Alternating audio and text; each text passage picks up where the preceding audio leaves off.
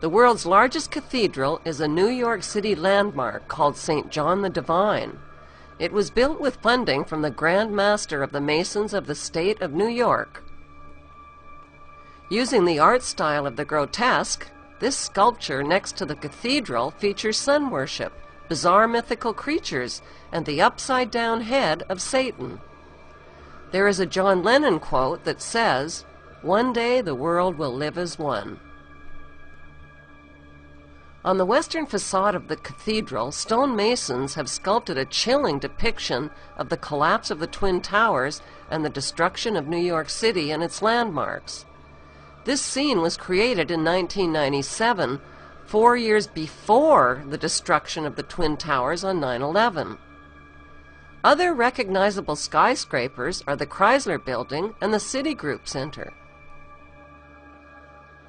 The cathedral's pillar on the left shows the Brooklyn Bridge crumbling, cars and buses falling into the churning waters, and the Statue of Liberty sinking.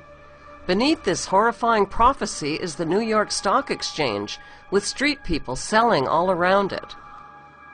The pillar on the right depicts the 4 horsemen of the apocalypse, riding white, red, black, and pale horses that symbolize conquest, war, famine, and death.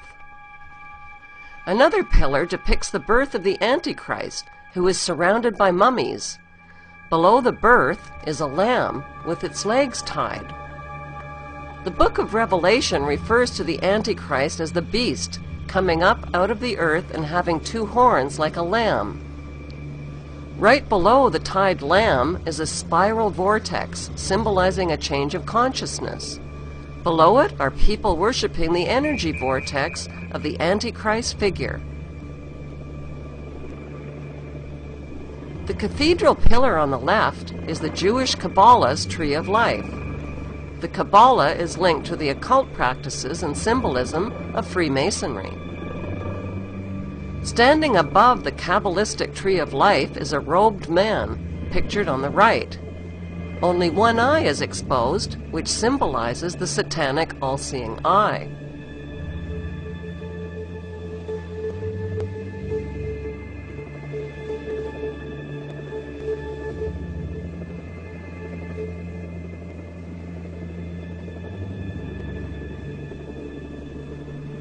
Our second stop in New York City is the United Nations headquarters, which was built in 1945 and financed largely by John D. Rockefeller. Inside UN headquarters is an ominous meditation room. The custodian of the meditation room is Lucis Trust Company. At one time, the Lucis Trust was located at 666 United Nations Plaza and was formerly named Lucifer Publishing Company. The Rockefeller-funded UN Meditation Room is 33 feet long and 18 feet wide. 18 feet is 6 plus 6 plus 6. The small, dimly lit, windowless room was built in the shape of a pyramid that is laying on its side. At the center of the room is a 4-foot-high, black, casket-shaped stone slab which weighs 6.5 tons. And is extremely magnetic and rests on a concrete pillar. The pillar descends beneath the floor into the bedrock and taps into the Earth's hyperdimensional energies to induce a state of altered consciousness. Not far from the meditation room is the United Nations Security Council chamber. This is the emergency room of the UN, where the world leaders meet when there is a threat to peace. They decide the fate of nations. Even though Israel has over 200 uninspected nuclear weapons and has violated dozens of resolutions, no sanctions are ever imposed because of the United States' veto powers. Notice the giant mural that towers over the Security Council room. The central focus of the UN mural is the phoenix bird that has risen. The phoenix bird is a symbol of Lucifer.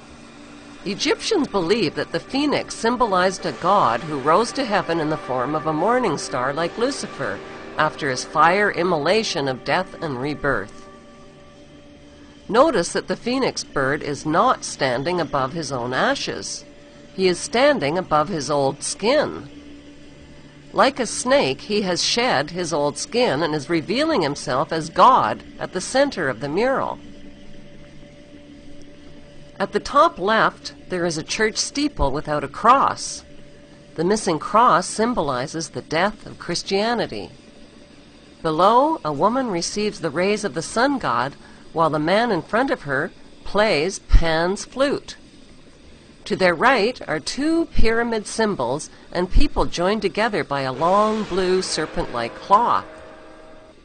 Below the risen phoenix, a sword is driven through a dragon beast. This represents the killing of old beliefs and religions that depicted Lucifer as a beast. The New World religion worships him as beautiful. Behind the phoenix, the ghostly figures of the walking dead are stepping into a void.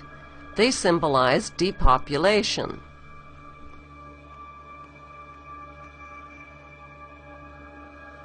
On the right panel, the pale horse from the book of Revelation is the bringer of death to humanity through weapons, hunger, and disease. The man is releasing him. The chained black man represents slavery, while the top panel of the mural shows a technologically advanced white race who control industry, art, and science. In this post-apocalyptic mural, the military man standing on the tail of the beast represents worldwide military power. He tips his helmet to the elite, who are climbing out from underground cities where they safely hid from the apocalypse. In the main oval panel above the phoenix bird, a woman is holding flowers. She is the bride in a wedding ceremony. Who are these newlyweds that are kneeling submissively beneath the serpent in the overhead tree? Could the newlyweds symbolize William and Kate? The serpent in human form is tempting the little girl Eve, who accepts the apple. On the right side of the top panel, a reptilian green creature with scaly skin is dancing with a naked woman while musicians entertain him. The general message of the UN's Phoenix Rising mural is that humanity is stepping into a new Luciferic reality. Beneath this disturbingly prophetic mural, world leaders make global decisions that affect the lives of nearly 7 billion people.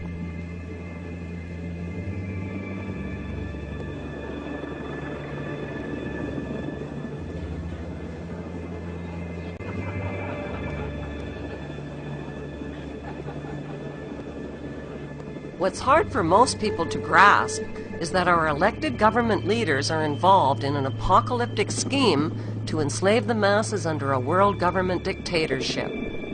How do these leaders sleep at night? How do they live with themselves?